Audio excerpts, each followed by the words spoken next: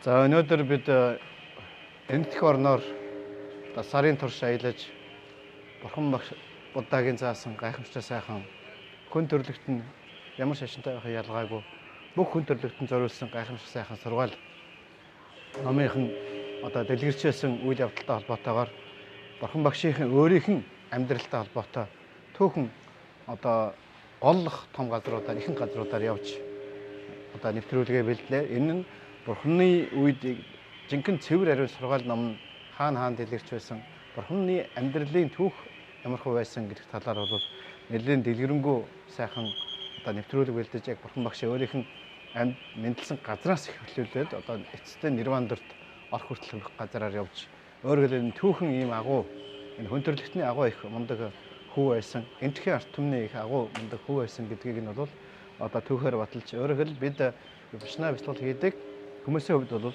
випашна бяцлалыг Бурхан өөрөө хийж игээрсэн энэ түүхэн үннийг бол өгүүлж ингэж явлаа. Дараа нь энэ магшаас хойш 200 жилийн дараа энэ итгэгт агуу их Ашок нэртэй хаан гарч тэр хүн Бурханы ном сургаалыг биеэрээ мэдэрч ач тусын мэдрээд арт түмэн өөрийнхөө тэр үеийн энтхийн эзэнт гүрний асар их агуу том уудам нутгад дэвшгэрээр Бурханы тэр сайхан сургаал номыг тэр агуу гайхамшиг шинжлэх ухааны үндэслэлтэй сургаал номыг арт түмэндээ хүргэж түгээж арт түмний өөрийн хүүхдийн тийм ээ мэд хайрлан оюуны хийгээд материалыг хөгжил хоёрыг хослуулж гайхамшиг бүтээж байсан тэр түүхийг бол үзүүлж тэр тухай ярьж Ашок хааны босгосон гайхамшигтай суургуулах Санчегээ суурга мөн маргааш нөгөөдрөөс бол бид нар тэр Ажинта Элорогийн алдарт агуу өхлөлт нь уулыг тэр чигт нь цөөстөж ороод агуу дотор уулын дотроос агуу бий болгоод агуу дотор нь сүм хийдийг бий болгоод агуу дотор нь лам хөмөргүүдийн нэрэн бяцлагын хийдийг агуу дотор уулын дотор бий болгосон тэр гайхамшиг бас үзүүлнэ. Энэ бол Ашокийн үед бол Бурханы сургаал ном цэвэр ариунаараа энэ юу хэлээд нэхэр энэ шинжлэх ухааны үндэслэлтэй бүх хүн төрлөختөнд зориулагдсан тэр гайхамшигтай. Тэрс ямар нэгэн шашны хүлээс болсон зүйл байгаагүй. Тэр гайхамшигтай сайхан зүйл нь үнэнхээр хүчтэй дэлгэрч явах үед ямар гайхамшигтай байсныг бол харж мэдээж Монголын арт түмэд танилж ойлгуулах үйл хийж байна. Өнөөдөр бид ирээд байгаа энэ миний хойно харагдаж байгаа энэ бол Мумбай хот дах Global Vipassana Pagoda гэмээр дэлхийн випашнагийн их суурга хэмээх энэ суурга байгаа. Энэ суурга бол нэгэн зэрэг 10,000 хүн бяцлал хийж болохоор ийм багтаамжтай.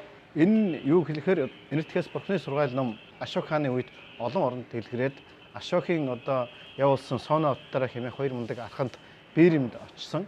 Тэгээ Биримд очихт нь бол Ашок хаан хийгээд Ашокийн номын их багш Монголоос Будда хэмээх их арханд хоёр.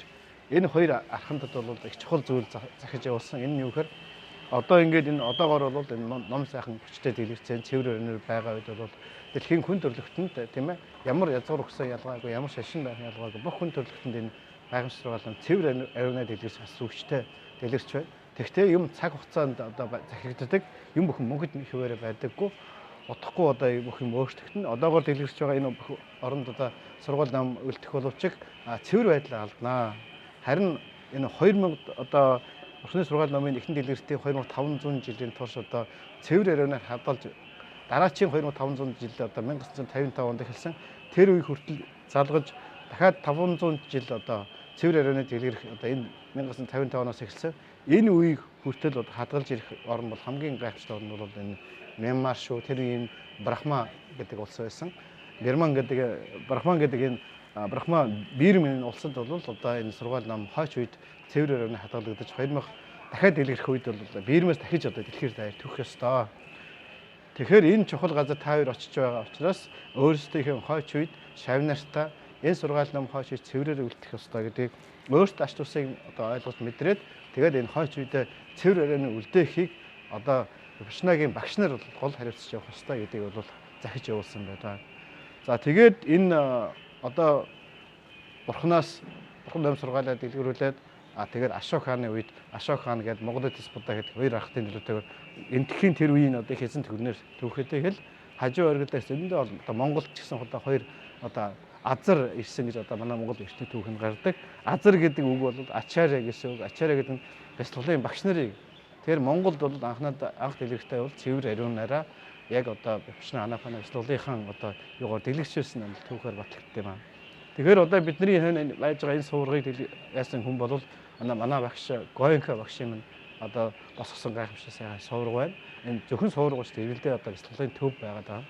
Тэгэхээр энэ одоо Гоенко багш маань одоо 1955 онд өөрөөр хэлбэл одоо эхний 2500 жил өнгөрөөд одоо дуусаад дахиж одоо хоёр дахь одоо 2500 жил эхлэх мөн хоёр дахь удаага хүчтэй дэлгэр 500 жил эхэлсэн эхний жилд бол анх 11-ийн бившин бяцлалд одоо Соёж Обокин гэж бол тэрийн сангийн биермийн сангийн сайдын одоо удирдлаганд бол 11-ийн бяцлал суусан байдаг.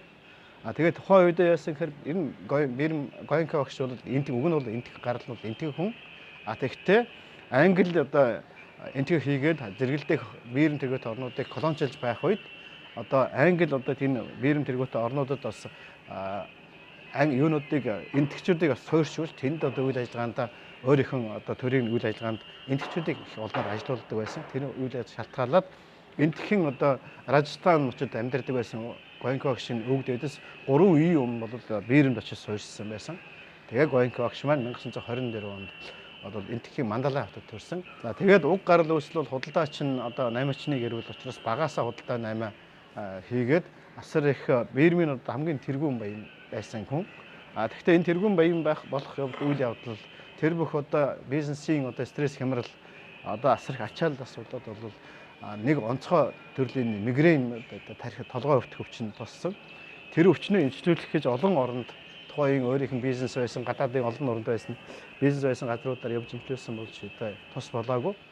Тэгээд тэр улам л одоо тэр одоо мигрэний өвчнөд ордож сүүлдээ бол байнгын одоо 15 хоног тутам тусгай морфин тарж ээж тэр одоо өвчин намдагч тарж ээж одоо тэгээд тийм одоо өвчин намддаг ийм байдалтай болж ирсэн. Явандаа бол үргэлжлээд байх юм бол энэ маягаараа бол баг өдөр болгон морфин тархаас өөр аргагүй болох ийм байдалд байгаад эргэж ирэхэд нь бол тухайн үеийн Мянмарын одоо дээчүүхийн тэргүй шүүгч найз нь бол чиний наадах одоо өвчин чинь бол бие физиологийн өвчин биш сэтгэлтэй холбоотой өвчин шиг санагдаж байна.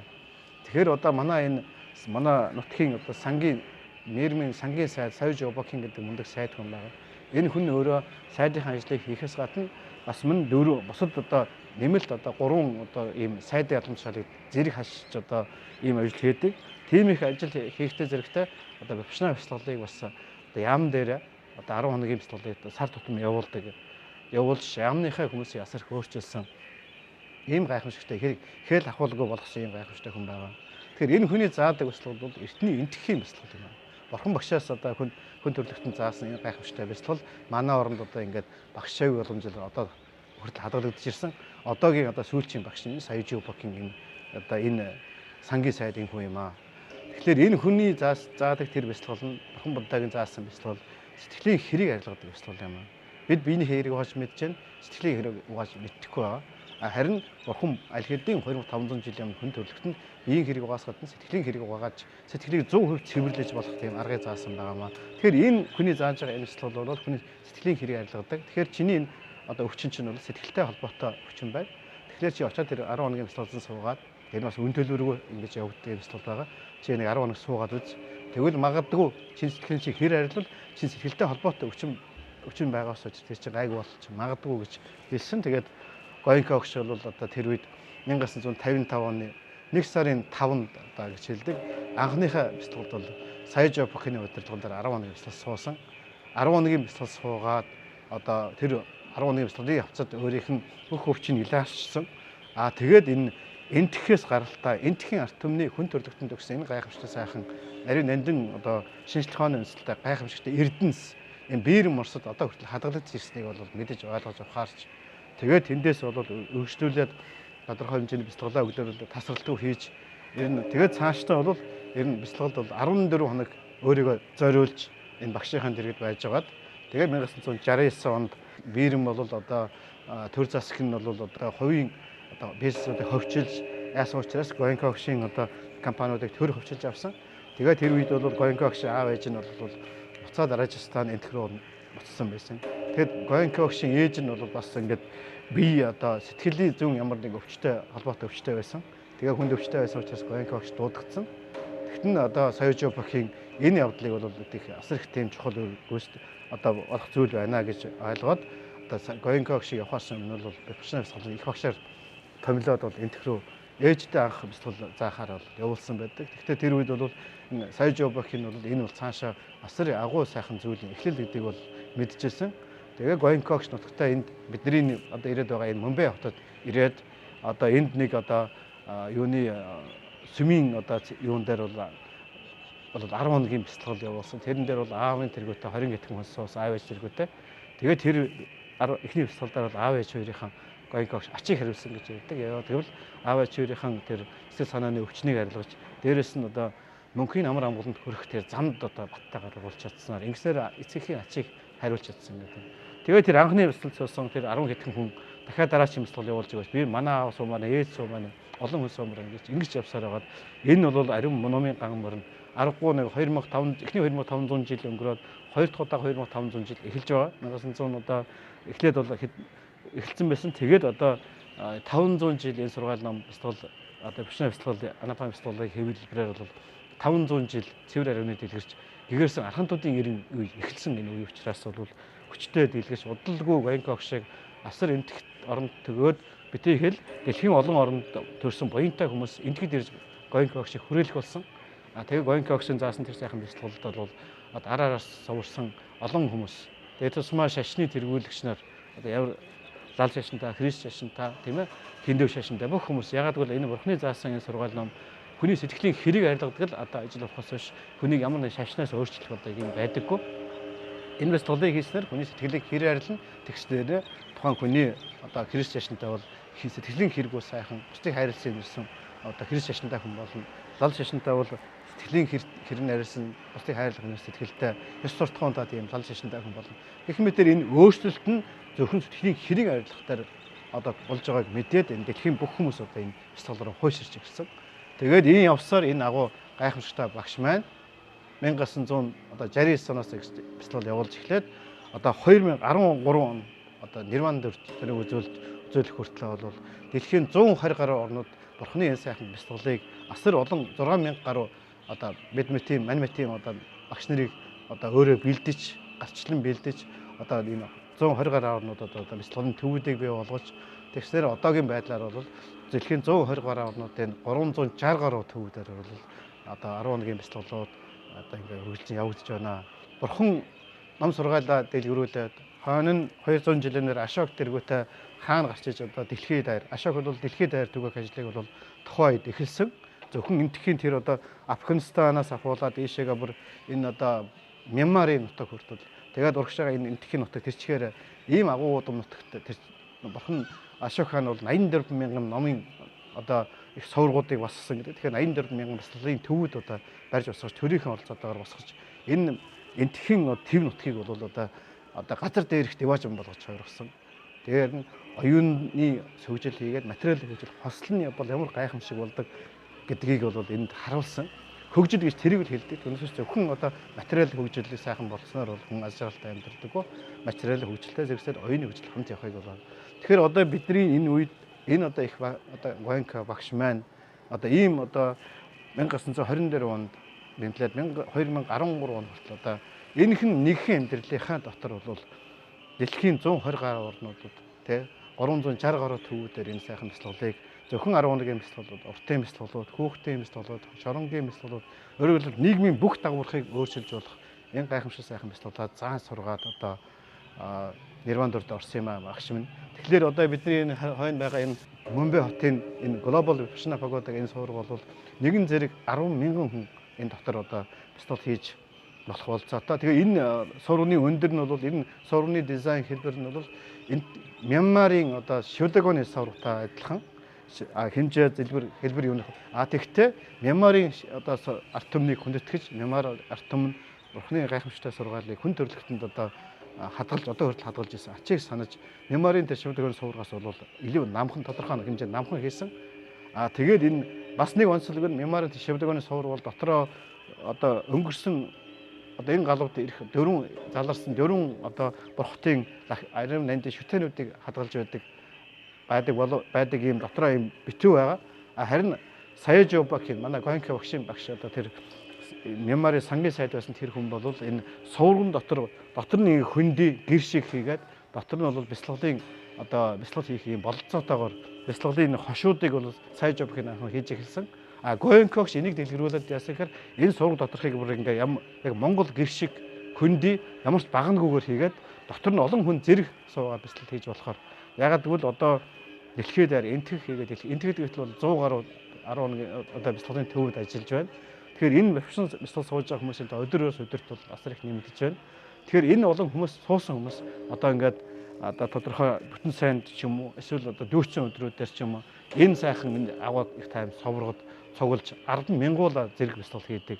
Ийм сайхан нөхцөлийг бий болгосон. Дээрээс нь энэ нь бас ингээд энэ нутгийн арт үргээд босод одоо энэ гайхамшигтай бурхны сургаал номыг мэдхгүй бүгд л нэг өөр шашны үзэл баригдсан, мохор цэцэгд баригдсан. Тэгээд ийм байгаа хүмүүсийг одоо хүмүүсийн анхаарлыг татах энэ бол үнэхээр үзэсгэлэнтэй холоос харсан хүн бол ирж үзмээр санагдахаар. Тэгэхээр энд ирж үзээд энэ тойрч үзээд энд явж байгаа хүн анх удаа ирээс бяцлал сууж байгаа хүмүүс бол энэ тэр цаана байгаа жижиг сургууны дотор бас хөндөй тэр дотор том залуу. Тэр дотор суугаад энэ товч явж танилцаа тэр дотор анафана бяцлал хийдэг. Анафана бяцлал хийгээд тойрч үзээ тэр доороос одоо бурхан багшийн амьдралын төв харуулсан маш гайхамшигтай галерей зураг байгаа. Энэ бүхнийг үзээд энэ бяцлалын бяцлагын тухай сонсож мэдээд бас цаашдаа 10 хоногийн бяцлал сууя гэсэн бодол үүсдэг. Тэгэхээр энэ бол ингээд ирж байгаа жуулчдын нэг татхаас гадна тэднийг энэ ариун номын зөв хөтлөх зөв одоо стресс хямралгүй амьдрахын гайхамшигтай одоо аз жаргалтай амьдрахын зомлог хөтлөх ийм агуу одоо холыг харсан бодлоготойгоор энэ агуу зүйлийг бүтээжээ. Тэгэхээр одоо бид бурхны үед ямар гайхамшигтай байсныг бол одоо 2500 жилийн дараа одоо 2600 жилийн дараа эргээд очиход бол бурхан багшийн амьдарч байсан сургууль айлдж байсан тэр сайхан гайхамшигтай хийдүүдийн тойрыг одоо харахад бол одоо дотор сэтгэл нь амар амгалан болсон хүмүүс, дотор сэтгэлдээ аз жаргалыг мэдэрсэн хүмүүс, дотор сэтгэлдээ одоо гайхамшиг мэдэрсэн хүмүүс, дотор сэтгэлийн амар амгалан аз жаргалыг гадагшаа илэрхийлэхдээ ямар гайхамшиг бүтээдэг бол харагдаж байна. Тэгэхээр бол тэр бурхны үеийн тэр одоо тэр үеийн энтхийн мундаг одоо хүмүүс ямар гайхамшигтай зүйлийг цөм хийдэг бүтээж олон арт түмэнд үйлчилж байсан бай. Дээрээс Ашок хаан бол улам илүү гайхамшигтайгаар одоо энэ арт түмэнд хүргэж далаастайгаар хүргэж одоо яасан юм байна. Одоо энэ Гонка багш маань бас ер нь бол энэ судар дээр зарим эрдэмтдийн үүснээр бол энэ одоо тэр Ашок хааны үед одоо байсан тэр Монголоос Будда хэмээн архант бол ирээдүйд одоо энэ 2500 жилийн энэ эхний 2500 жил өнгөрөөд дахин эхлэх үед бол Тисса нэртэй бодисодоо энэ бурхны одоо энэ гайхамшигтай бяцлаглалыг дахин дэлхийгээр түгэнэ гэсэн тийм лүндэнтэй байдаг гэж одоо эрдэмтэд ярьдаг. Тэгээ тэрийгээр бол Тисса гэдэг нь бол сатте гэсэн үг. Сатте гэдэг нь багшийн мань нэрмэ сатте нараа ангой гэх. За тэгээд яг тэр юунд чухал ба ш. Гэхдээ энэ хүн улыг хийсэн үйлдэл нь бол үнэхээр агуу бодисодоо хүний хийхээр гайхамшигтай зүйлийг ягаад гэвэл бид одоо зөвхөн Монгол орондоо дэлгэрүүлэх гээд одоо зөвхөн Монголдоо нэг тийм ээ бяцлаглалыг дэлгэрүүлэх гэж бол амаргүй ажиллаж байна. Тэгэхэд бол Гонкогч нэгхэн амьдралдаа дэлхийн 120 орнод түгэж чадна гэдэг бол үнэхээр агуу бодисодын үйлдэл юм аа. Тэгэхээр агуу бодисодоо гайхамшиг бүтээдэг юм байна гэдгийг эндээс харж байна. Энэ бүтээсэн зүйл нь ирэх ирээдүйн арт түмэн илүү өөрлөгөө сорон зүйт татаж илүү олон хүнийг зовлонгоос гэтлэх амгалан хөтлөх гайхамшиг бүтээж байгаа энэ цаг үед та бид амьдарч байна. Тиймээс одоо хорвоо дээр энэ бурхан гэдэг энэ хүн ямар нэгэн шашныг бий болгоогүй гайхамшигтай хүн төрлөختнийг хайрлсан да. Хинч байсан хамаагүй, ямар шашин шүтдэг байсан хамаагүй, ямар зан үйлддэг байсан хамаагүй хүн бүхнийг хайрлаж хүн болгоныг одоо зөв замд оруулж хүн болгонд аз жаргалтай амьдрах хүсэж байгаа. Тэр аргаа мэдхгүй төөрөлдөж байгаа. А тэгвэл энэ бурхан хүн төрлөختөнд заасан гайхамшигтай анафана бившна бяцлал бол хүн төрлөختнийг бүх хүлээсээс чөлөөлж хүн төрлөختөн гэдгээр нэгтгэж бүгд нэг хайрлсан инэрсэн гайхамшигтай сайхан нэгдмэл нэг нь одоо хүмүүнлэгийн гайхамшигтай нийгэм байгуулах ийм үндэс суурилсан сайхан сургаалыг хүн төрлөختөн заасан. Тэрнийгээ бурхан амьд ахуйдаа бол энтх даяар түгээсэн. Ашок хааны үед бол басар хүчтэй зөвхөн энтх төдийгүй одоо гадаадын олон оронд бол түгээсэн байдаг. Харин энэ одоо агуу бодисодоо хүн байна. Манай багш маань Саядарнарын Гонка гэдэг энэ багш маань одоо өөрийнхөө амьдралын нэхэн одоо төрлийн амьдрал дотор дэлхийн 120 орнод түгэж чадсан. Одоо бас цаашаага энэ одоо 1955 оноос эхэлсэн энэ одоо сургаал номын дэлгэрэлт бол дахиад цаашаа 450 жил одоо энэ цаашаа улам түгэж Энэ бол дэлхийгээр одоо нэг энэ сайхан сургаал ном түүн дэлгэрнэ. Тэгэхээр энэ цаг үед энэ одоо дэлхийд даяар одоо ийм гайхамшигтай зүйл явагдаж байгаа үед монголчууд бид бас юм бүхнээс бол хоцорч болохгүй. Тэгэхээр энэ одоо бид нар ч бас өөрсдийнхөө одоо хичээл зүтгэлээр өөрсдөө бололцоогоор Бурхны заасан бяцлаглыг ард түмдээ сайхан цэвэр ярвнаар нь хүргэж одоо олон жил явлаа. Нийтдээ бол 40 орчим мянган одоо монголчууд профессионал бяцлал суусан одоо ийм давхарцантайгаар баримт байгаа. Зөвхөн 20 гэдэгт л 2000 гаруй хүмүүс байна. Хүүхдийн бяцлаглал хулгам нэмэгдэж байна. Тэгэхээр энэ нийгэмлөө чиглэсэн энэ сайхан бяцлаглыг нь Бурхны яг заасанчлан цэвэр ярвнаар нь багш нар минь аваад ирсэн. Тэрийг хойч үед яг цэврээр нь ард түмдээ үлдээх одоо ийм үүрэг хариуцлага биднэрт байна. Тэрийг одоо даагаад бид нар явж байна. Бас мөн зөвхөн одоо Бурхны дамжиж ирсэн одоо практик бяцлал төдийгүй одоо өөрийнх нь заасан Бурхны заасан сурдар номуудыг Ганжуурын Пайлы Ганжуурын 140 батыг Монгол оронд авчираад эхний удаагийн байдлаар 13 бат орчуулсанаас 8-ыг хийлсэн байна. Тэгэхээр бид нар Монголынхаа ард түмэнд бол одоо энэ бас мөн дэлхийтэй хөл зэрэгцээд Монгол оронд бас энэ материалын хөгжил дэлхий тэргүй одоо арчил гарснаас бол зэрэгцээд ингэ явж байгаа. Материал хөгжлийн зэрэгцээд оюуны хөгжил хамт явахгүй бол алдаа тогтолцол их гарч байгаа. Энэ дээр одоо монголчууд бид төр засаг бас ухаарад материалын хөгжлийн зэрэгцээ оюуны хөгжлийг хамт явуулах талаар хэрвээ төр засаг дэмжих юм бол бид нар яг ямар нэгэн төв байраар өөрсдөө суучихгүй шүү дээ. Тэр тухайн аймагуд дээр төвдтэй болчвол тэр аймагуудад тухайн аймгийнхан хүмүүсийг башаар нь томилоод аймгийнхаа ард түмэнд үйлчлэхэд одоо тэр үе таалгыг нээж өгнө. Тэгэхээр бол энэ Ашок хааны одоогоос 2300 жилийн өмнө одоо материалын хөгжил хийгээд зэрэгцүүлээд энэ Анапана бушны бяцлаглыг ашиглан оюуны хөгжлийг зэрэгцээ хөгжүүлснээр Ашок хаан гайхамшиг бүтээж одоо газар дээрх диважин болгож их орноо чадсантай адилхан Монгол орн бас тийм боломжтой маа. Дээрээс нь тэр зөвхөн Монгол орн диважин бий болохгүй бид нар хоёр талдаа хоёр том хөрштэй байгаа.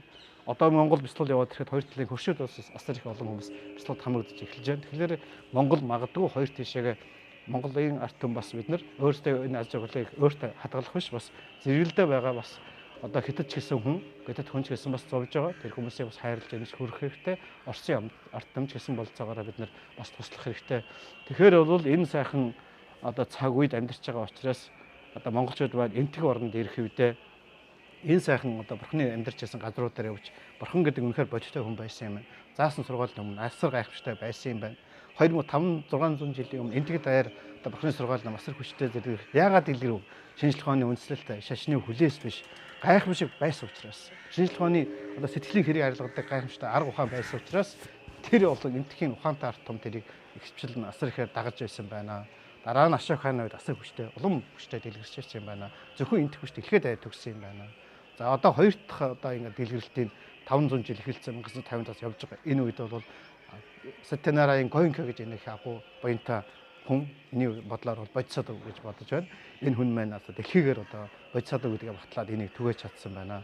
Тэгэхээр энэ энтэх оронд ирэхдээ энэ сайхан эртний Бурхны газруудаар Ашокийн дэлгэрүүлж байгаа газруудаар минь одоо орчин үед одоо энэ агуу одоо бодисодог багш маань одоо нөлөө өгөө дэлхийд даяар хэрхэн төгж байгаа. Тэр тусмаа энтэг орон даяар хичнээн хүчтэй энтэг орон сэрж байна. Энтэг орон сэрнэ гэдэг бол дэлхий сэрнэ гэсэн үг. Энтэх орон сэрээд оюун ухааны спиричуал одоо хөгжилдөө ингээд явах юм бол энтэх нь бол дэлхийд даяар төгөх нь бол баталгаатай юм аа. Тэгэхээр одоохондоо цаг хугацааны одоо нар сайхан гарч их сайхан цаг болохын өмнөхөн шуурдаг л асуудал байдаг. Тийм учраас одоо гарч байгаа бүхэн асуудал бол хүний өөрийн бүтээл байгаа. Тэгэхээр хүний тогшин стресс гэмрэлд амьдсан авагдсан шуналд автсан хүмүүс янз янзын үйлдэлүүд хийж байгаа. Тэгвэл стресс гэмрэлийг дарддаг, арилгадаг энэ амар амгалан болдог. Энэ гайхамшигтай сургаал нам Монгол хийгээд дэлхийн даяар түүх юм бол дэлхийн амар амгалан болно. Тэгэхээр энэ тийм учраас би Монголынхаа ард түмнийг энтэх оронд ирэхдээ Бурхны сайхан газруудаар явж тэр сайхан газруудаар явж мэдээд нэ. Дээрээс нь Ашокийн бас минь явсан бүтээсэн тэр гайхамшигуудыг бас явж үз. Мөн одоо энэ цаг үеийн одоо Бурхны сургаал намыг хүчтэй дэлгэрүүлсэн энэ бодисодын бүтээсэн энэ олон төвүүдээр явж бас гайхамшиг үз. 11 бяцлалдан суу. 11 бяцлал хийж ижил одоо тэр гайхамшиг мэдрэхээс биш зөвхөн онл үзээд зөвхөн мөргөж залбираад тахил өргөсөн төдийхнөр бол төр зүрийн сэтгэлийн өнгөсг нь амар амгалан болохоос биш гүнээсээ тэр амар амгалан гайхамшиг бол мэдрэх боломжгүй юм. Тийм учраас Монголынхаа ард түмнийг энэ цаг үе ийм гайхамшигтай цаг үе юм. Энэ нэг зөвхөн нэг бишнаа бяцлал тэгээд нэг одоо бусдын гадуур илэрч байгаа бяцлагуудтай ажиллах нэг бяцлал яваад байгаа биш. Энэ гайхамшиг яваад байгаа гэдгийг ойлгож ухаарад цаг зав гаргаад амьдралаасаа нэг 10 хоног одоо зав гаргаад над дээр хүрээ дээр манай төвүүд дээр хурж ирд ойлгох. Эсвэл дэлхийн 120 гаруй орнуудад төвүүд дээр яваа сууж болно. 120 гаруй орны төвүүд дээр та Наммадотор вебсайтаар ороод бүртгүүлээд сууж болно. Тэр бүртгүүлсэн бүх төвүүд дээр чинь 10 хоногийн бяцлалын бүх материалууд 20 хоногийн бяцлал 30 хоногийн 45 бүх бяцлалын материалууд Монгол хэлээр орчуулагдсан байж. Тэгэхээр хаан ч гэсэн та сууж болно. Тэгэхээр энэ гайхамшиг энэ цаг үед Бурхны сургаал нам цэвэр ариунаараа дэлгэрч байгаа 500 жил эхэлсэн энэ цаг үед та хүн бол төрсэн бол та үнэхээр азтай буянтай хүн байна. Тэгэхээр энэ буянтай цаг үедээ өрчөөд ийм сайхан зүйл байгааг мэдэхгүй өнгөрөх юм уу? Эсвэл мэдсэн ч цаг зав гарахгүй өнгөрчүүл одоо дахиад ийм юу сайхан таарах бол амаргүй хэцүү. Тийм учраас ийм сайхан боломжийг ашиглаад нэг 10 хоног амьдралаас цаг зав гаргаад 10 хоногийн бяцлал суугаад үзээрэй. Таалагдвал аавн, таалагдахгүй бол орхиж бол энэ бол цэвэр ямар нэг хүлээс байхгүй юм байна.